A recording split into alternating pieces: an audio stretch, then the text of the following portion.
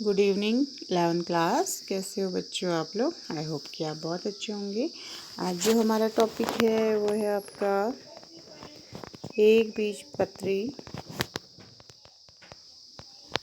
तने की अनुपस्थित काट। ठीक है, अनुपस्थित काट यानी कि TS ऑफ मोनोकोट स्टेम। ठीक है, तो इसमें क्या क्या फीचर्स देखते हैं।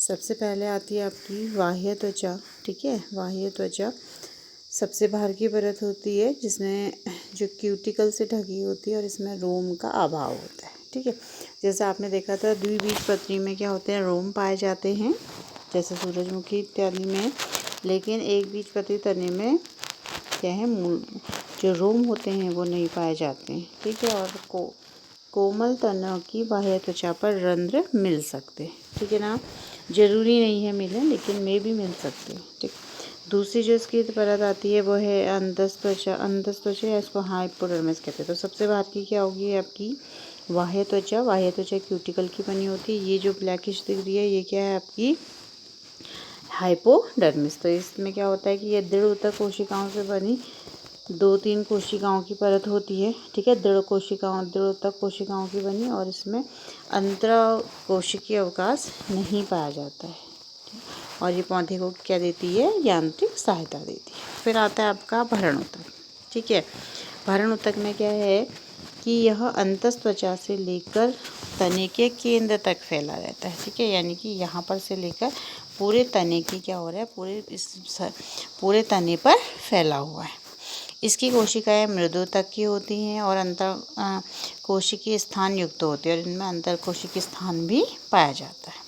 भरण ऊतक में संवहन बुल बिखरे रहते हैं, यानी कि जाइलम और फ्लोएम, और कुछ पौधे जैसे गेहूं, घास में भरण ऊतक का केंद्रीय भाग क्या होता है, खोखला होता है, जिसे हम कहते हैं पित्त कैविटी, या जिसे बोलते हैं मज्जा को। ठीक है, फिर आता है आपका संवहन पुल। संवहन पुल आप समझ ही गए होंगे, जाइलम फ्लोएम जहाँ मिलते हैं उसको क्या बोलते हैं, हम संवहन पुल बोलते हैं। ठीक है, क्योंकि ये मोनोकोट प्लांट है यानी कि एक बीजपत्री है, तो इसमें कैम्बियम नहीं पाया जाएगा, तो कैसा होगा, ये बंद प्रकार का होगा। संवहन पुल अधिक संख्या में मिलते हैं जो भरण ऊतक पर क्या होते हैं, बिखरे रहते हैं। ठीक है, क्या करेंगे, वो भरण ऊतक पर बिखरे रहेंगे। और संवहन पुल संयुक्त, कोलेट्रल और बंद प्रकार के होते हैं। प्रत्येक पुल दृढ़ ऊतक की कोशिकाओं की बनी एक वलय से घिरा रहता है, जिसे बंडल छाद कहते हैं। ठीक है, दृढ़ ऊतक ये जो है आपका इसके वलय से घिरा हुआ होता है, जिसको हम क्या कहते हैं, बंडल छाद कहते हैं। जाइलम वाय आकार में व्यवस्थित होते हैं। बड़े आकार व गर्द वाले मेटाजाइलम की 2 वाहिकाएं वय की भुजाओं बनाती हैं और 1-2 वाहिकाएं वय का आधार बनाती हैं। प्रोटोजाइलम के पास कुछ वाहिनियों सी भित्तियाँ गलकर एक बड़ी गुहा का निर्माण करती है। ठीक है, और जो फ्लोएम है वो कैसा है, देखिए जो फ्लोएम है चालनी नलिका, सहचर कोशिकाओं और अन्य तत्वों से मिलकर बना होता है। फ्लोएम बाहरी टूटा हुआ भाग प्रोटोजाइलम तथा भीतरी मेटाजाइलम कहलाता है। देखते हैं हम इसमें, देखिए चित्र में देखते हैं। ठीक है, सबसे पहले क्या हो गया आपका बाह्य त्वचा होगी जिसमें क्यूटिकल के लेयर है। फिर आपका हाइपोडर्मिस आ गया। फिर ये आपका क्या है, फ्लोएम है। ठीक है, बाहर की ओर, और यहाँ पर क्या है आपका मेटाजाइलम, और अंदर इसका क्या है, प्रोटोजाइलम।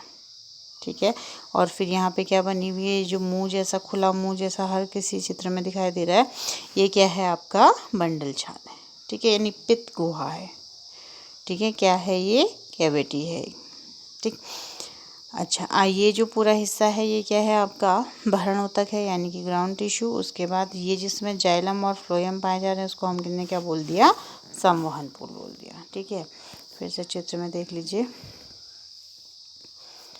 ठीक, ये वाले चित्र में देख लेते हैं। सबसे पहले बाहर की ओर क्या है आपका बाह्य त्वचा है जिसमें क्यूटिकल लगा होता है। फिर आपका हाइपोडर्मिस आ गया। फिर ये जो है आपके संवहन पुल आ गए।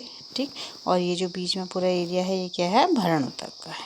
ठीक है, इस चित्र में देखेंगे तो भी क्लियर दिखाई दे रहा है। सबसे बाहर क्या है, आपकी बाह्य त्वचा है, क्यूटिकल की बनी है।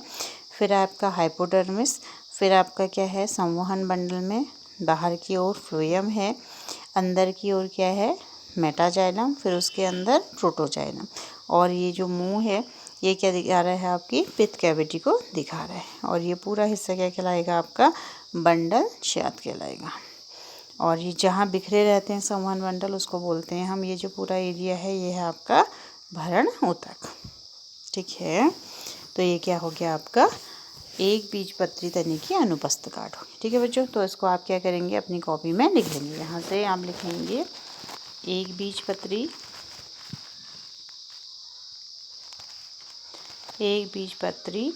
तने की अनुपस्थ गांठ हेडिंग डालेंगे। और उसके बाद बाह्य त्वचा, अंतस्त्वचा, भरणोतक, संवहन बंडल, जाइलम, और इसका चित्र अपनी कॉपी में बना लेंगे। ठीक है, फिर हम कल पत्ती के बारे में देखेंगे। ठीक है बच्चों, तो आज के लिए इतना ही। Thank you.